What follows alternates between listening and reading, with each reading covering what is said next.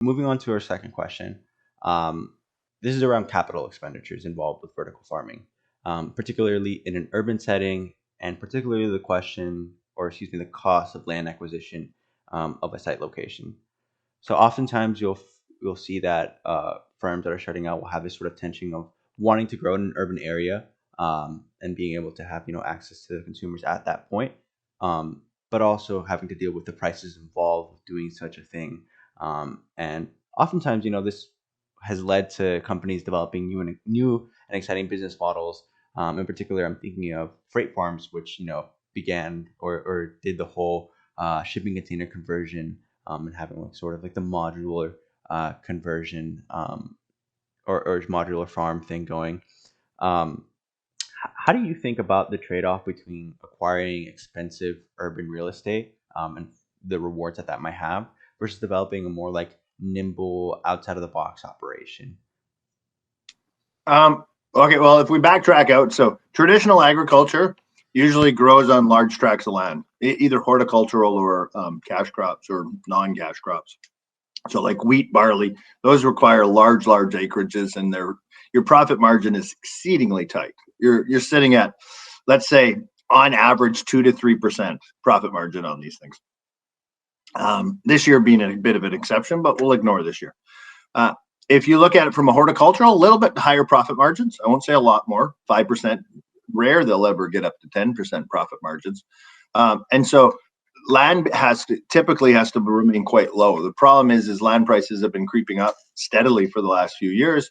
A lot of the billionaire investors have been buying up huge tracts of land, which has been slowly pushing these prices up. Bill Gates. And so, yeah.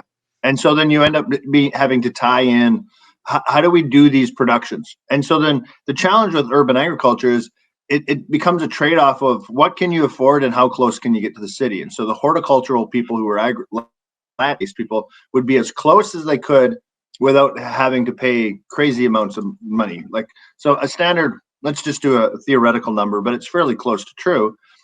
So like 160 acres could sell for about $1 million across most of Canada.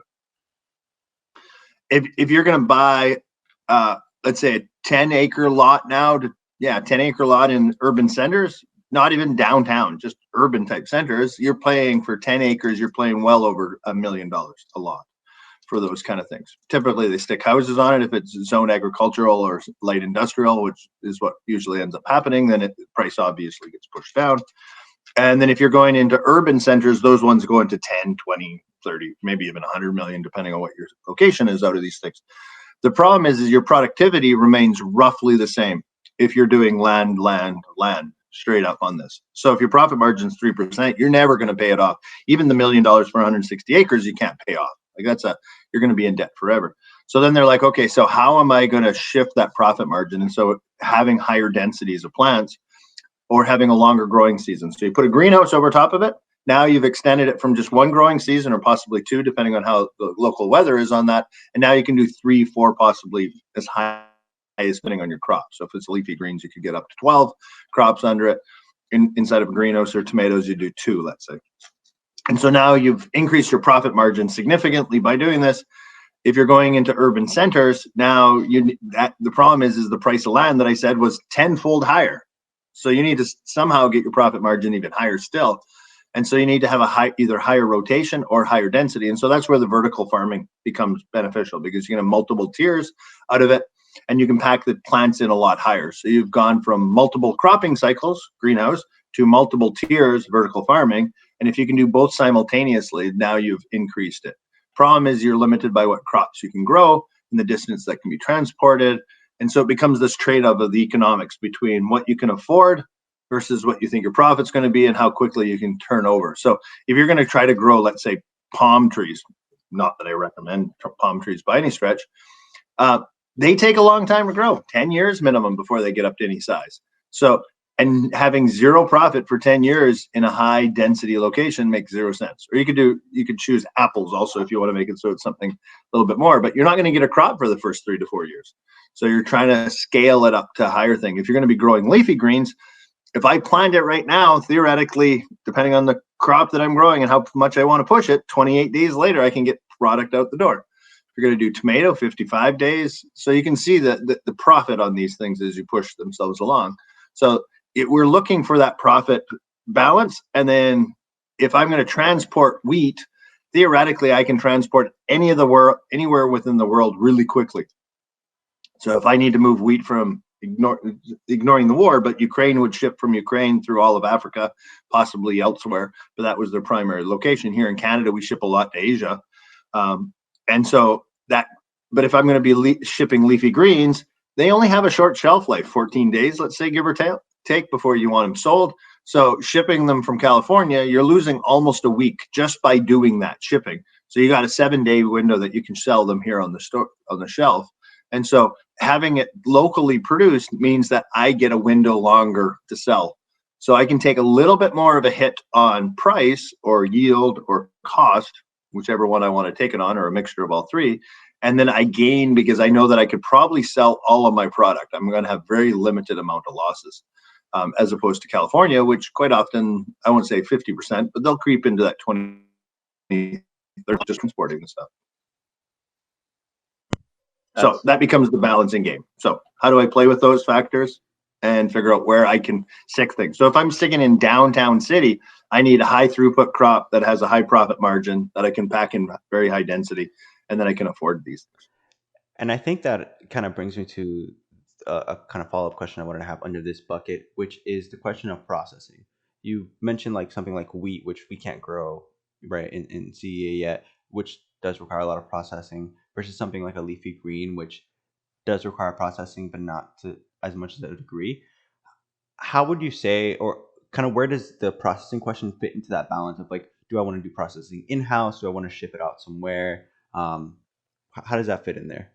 So wheat we can grow indoors. NASA showed that a bunch where we can actually grow wheat indoors. But this will answer your question, which is the problem is a typical combine, which we use for thrashing the grain out of the heads, are not cheap devices. You could probably get a really cheap used one for maybe $15,000, but it's not going to be able to do a lot.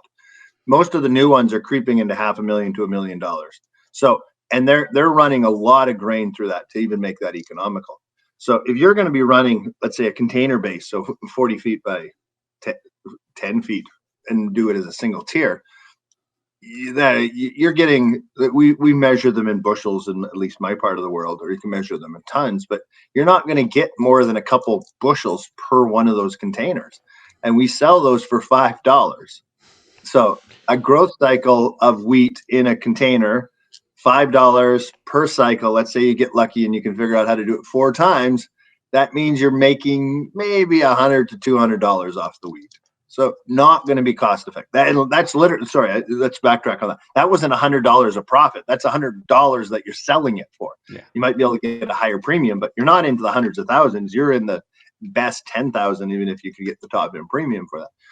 And so the cost of that piece of machinery is just so high that you can't afford it. So you have to choose crops. So if you choose tomato, literally going in there and picking it by hand. The owner is the person who's doing all the processing of that. They can physically wash it, they can package it, everything else. If you're doing leafy greens, you can also do it by hand, a little bit more challenging than the tomato is, but it also has a shorter shelf life. A quicker throughput time. And so in the end, you yourself and you can market them and sell them. Exactly. But if you're wanting to scale that, if you see what any of the microgreen companies, either vertical like Aero Farms or Plenty, which are 2 of the ones in the States, they have huge industrial cost expenditures on that. So they have a washing station that then does mass cooling on it, and they're drying it, and then they're mixing them as they want, and then they put them into the packages. And so they're paying millions of dollars for those processing facilities over and above everything else, just so that they can do that processing. So we typically will highly recommend not choosing something that's going to take a lot of processing as a startup, just because you can't afford the cost and investment. But if you're Plenty and have just shy of $1 billion of invested money, sure, go for it.